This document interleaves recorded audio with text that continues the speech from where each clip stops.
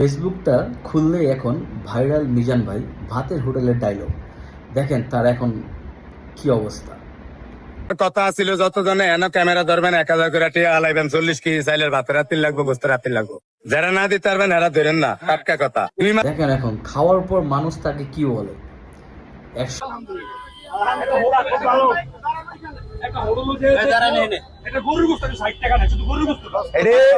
ইউটিউবারের লোকেরা নাটক করে আয়া এন ভাই, ইউটিউবার লোকেরা নাটক করে আয়া এন।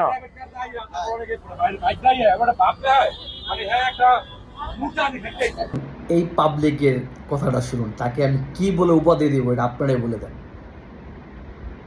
পাচ্ছি এটা কিন্তু আমি বড় রেস্টুরেন্টে পাবো না, বড় কোনো হোটেলে পাবো না। অনেক আনন্দ পাচ্ছি এই জায়গায় বসে যে আমি খাচ্ছি। এই ভাইটা যার কথা এখন বলতেছে তার বাড়ি হলো চাঁদপুর।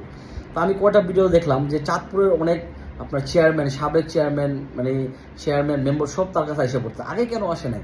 আগে কেন তার কোনো খোঁজখবর নেই? কারণ এই জন্য নেই, কারণ সে তো আগে ভাইরাল ছিল না, এখন সে ভাইরাল হয়েছে, তার মাথায় তেল মারতে হবে, তার মাথায় তেল মারলে তারাও ভাইরাল হবে, এই জন্য সবাই আইতেছে। আর পাশে পাশে যে মানুষগুলো দেখতেছেন তারও একই অবস্থা, কেউ ফ্যান নিয়ে আসতেছে, কেউ প্লেট নিয়ে আসতেছে। আরে ভাই, এই সহানুভূতিটা আপনারা একটা গরিব মানুষকে দেখান। কারণ এই লোকটা তো ইনকাম করে, সে পরিশ্রম করতে পারতেছে, সে ইনকাম করতে তো লাভ হইতেছে।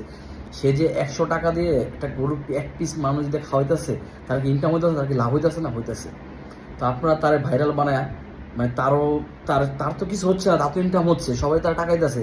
কিন্তু কষ্ট যারা হচ্ছে, যারা তার কাছে আগে কম টাকায় খাবার খাইতো, যারা রিক্সা চালাইতো, যারা মানে এক পিস মাংস দা গরু বা 100 টাকা খাইতে পারতো, তাদের জন্য সমস্যা করতেছেন আপনারা।